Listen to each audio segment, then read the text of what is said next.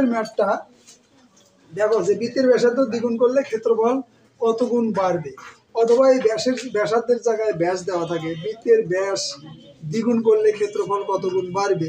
এই ধরনের কোশ্চেনগুলো কিন্তু কি খুব ইম্পর্টেন্ট, এবং এই কোশ্চেনটা আসছে রাজশাহী বোর্ড কত 2019 সালে।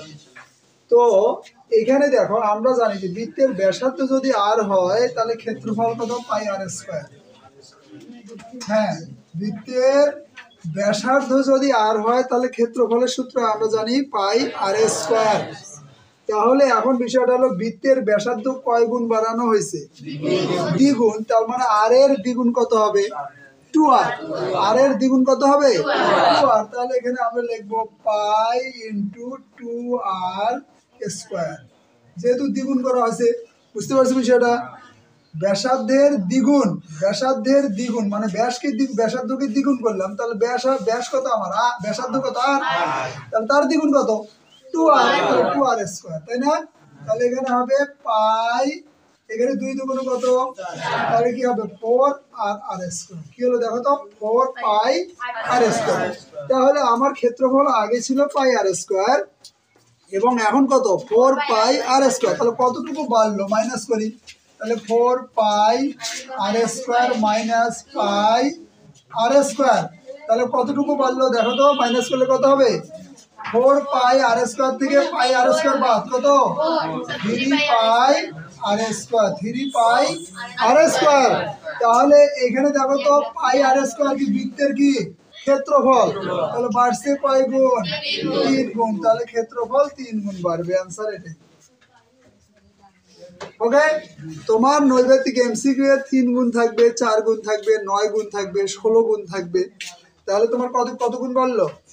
3 গুণ বাড়লো। বুঝতে পারছো? তো শিক্ষার্থী বন্ধুরা, এই যে এখানে একটা চিত্র দেওয়া আছে, এই টাইপের ম্যাথগুলো কিন্তু তোমাদের কি পরীক্ষায় নৈর্ব্যক্তিকে এসে থাকে। তো এখানে দেখো বলা আছে ও বৃত্তের কেন্দ্র হলে এক্স এর মান কত। তো এইখানে চিত্রটা দেওয়া আছে, দেখো এটা চিত্র দেওয়া আছে। তার মানে নির্দেশনা দেওয়া আছে যে এই যে দেখো বি ও সি, এই যে বি ও সি এটা হচ্ছে কিন্তু কেন্দ্রে কোণ, তাই না? তার মানে এই কোণটাকে বলবো আমরা কেন্দ্রস্থ কোণ। এই যে বি ও সি নির্দেশনা দেওয়া আছে, বি ও সি এখানে দেওয়া আছে বি ও সি কোণ, এই কোণটা হচ্ছে এক্স প্লাস কত? 80। আর এই যে দেখো এ কোণটা অর্থাৎ বি এ সি কোণ, অর্থাৎ বি এ সি কোণ এটা দেওয়া আছে হচ্ছে এক্স প্লাস 10 দেওয়া আছে। এই দুটো তথ্য আমাদেরকে দেওয়া আছে। তাহলে আমরা কি জানি দেখো তো, এই যে বিসি চাপ না এটা, এই যে বিসি চাপের উপর দণ্ডায়মান কেন্দ্রস্থ কোণ বৃত্তস্থ কোণের কি দ্বিগুণ। আমাদের 20 নম্বর উপপাদ্যটা যে কেন্দ্রস্থ কোণ বৃত্তস্থ কোণের কি দ্বিগুণ। তাহলে যদি এটা তথ্য দেওয়া থাকে আমরা লিখবো তাহলে কি দেখো x প্লাস 80, তাই না? অর্থাৎ আমরা যদি লিখি দেখো বি ও সি কোণ, এই কোণটা কি হবে 2 ইন্টু কি হবে বিএসসি কোণ। সূত্র হলো এটা, বিওসি কোণ কেন্দ্রস্থ কোণ আর বিএসসি কোণ কি তাহলে বৃত্তস্থ কোণের কি দ্বিগুণ। তার মানে x প্লাস 80 ইকুয়াল 2 ইন্টু এই যে বিএসসির মান কত? x plus 10। ওকে, এখন দেখো ক্যালকুলেশন করো, x প্লাস 80 ইকুয়াল কত হয়? 2x প্লাস কত 20 হবে না? গুণন করে দাও। বা x মাইনাস এই যে 2x এই পাশে আসলে কি হবে? মাইনাস ইকুয়াল 20 মাইনাস কত 80 পাশে গেলে কি হবে? মাইনাস। তাহলে বা মাইনাস x ইকুয়াল কত? মাইনাস কত 60, মাইনাস মাইনাস গেল, অর্থাৎ x এর মান কত? x এর মান 60 ডিগ্রি। কি বুঝতে পারছো? কি বুঝতে পারছো? তো এই টাইপের ম্যাথগুলো কিন্তু থাকবে। তো তোমাদের সূত্র জানতে হবে কি যে কেন্দ্রস্থ কোণ বৃত্তস্থ কোণের দ্বিগুণ অথবা বৃত্তস্থ কোণ কেন্দ্রস্থ কোণের অর্ধেক। শিক্ষার্থী বন্ধুরা, বরিশাল বোর্ড 19, বরিশাল বোর্ডে 19 এই চিত্রটা দেওয়া ছিল এবং নির্দেশনা কিছু দেওয়া আছে যে চিত্রে ও বৃত্তের কেন্দ্র এবং এ ও বি কোণ, অর্থাৎ এ ও বি বলতে দেখো এই যে এই কোণটা এ ও বি কোণ হচ্ছে 60 ডিগ্রি। বলা আছে এ সি বি কোণ, অর্থাৎ এই যে এ সি বি কোণের মানটা কত? বলা আছে ক নম্বরে ছিল 30, খ নম্বরে ছিল 60, গ নম্বরে 90 এবং ঘ নম্বরে 45। তাহলে কোনটা অপশন ঠিক?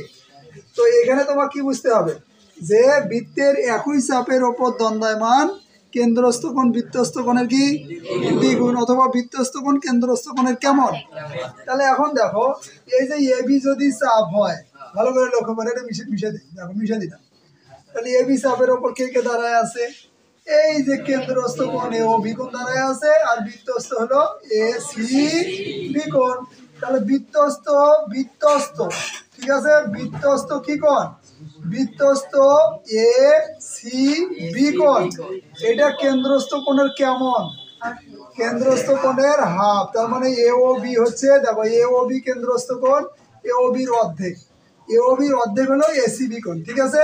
তাহলে হাফ গুণ মানে এ ও বি কোণের মান কত ছিল, দেখো এ ও বি কোণের মান কত, 60 ডিগ্রি। তাহলে 60 ডিগ্রি মান বসায় দাও, কাটাকাটি করলে কত হবে, 30 ডিগ্রি। তাহলে আনসার কোনটা। শিক্ষার্থী বন্ধুরা, এখানে আরেকটা চিত্র দেওয়া আছে, এই চিত্রটা দেখো, যে বলা আছে ও কেন্দ্র বিশিষ্ট বৃত্তে এক্স এর মান কত। তো এক্স এর মান বলতে তোমাকে বুঝতে হবে যে এক্সটা কোন পাশে আছে, এক্সটা কেন্দ্র থেকে কোন পাশে আছে, নিচ পাশে আছে।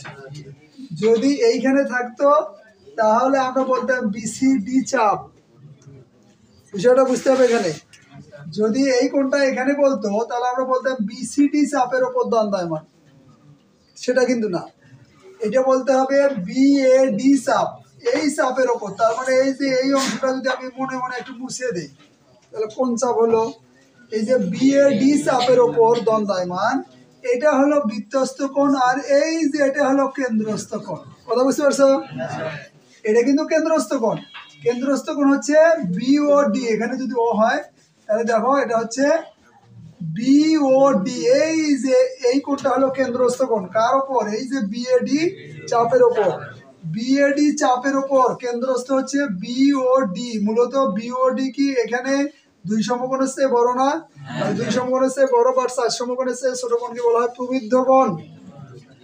আর এটা হচ্ছে এই যে বিসিডি, এটা হচ্ছে বৃত্তস্থ কোণ। তাহলে এখানে সূত্রটা কি, এখানে আমরা আগে এই যে বিওডি কোণটা বের করে নেই, তাহলে বিওডি কোণের মান কত সেটা বের করে নেই। দেখো এখানে হচ্ছে বিওডি, এটা হচ্ছে প্রবৃদ্ধ কোণ, কি কোণ, প্রবৃদ্ধ কোণ। প্রবৃদ্ধ বিওডি কোণ সমান, দেখো 360 ডিগ্রি থেকে আমার এই যে 108 ডিগ্রি বাদ দিতে হবে, কারণ টোটাল কভার করছে 360, 360 থেকে 108 বাদ দাও, 360 থেকে 108 বাদ দাও, কত হবে, 252 বের হবে, তাই না, 252 ডিগ্রি। কোনটার মান বের হলো, এই যে বিও ডি কোণের মান। তাহলে এখন দেখো এই যে বিসিডি, এই যে বিসিডি, তাহলে বিসিডি কি কোণ, বিসিডি কোণ কি কোণ, বিসিডি হচ্ছে বৃত্তস্থ কোণ, আর কেন্দ্রস্থ মানে প্রবৃদ্ধ কোণ হলো 252 ডিগ্রি। তাহলে 252 ডিগ্রি হচ্ছে বিও ডি কোণ।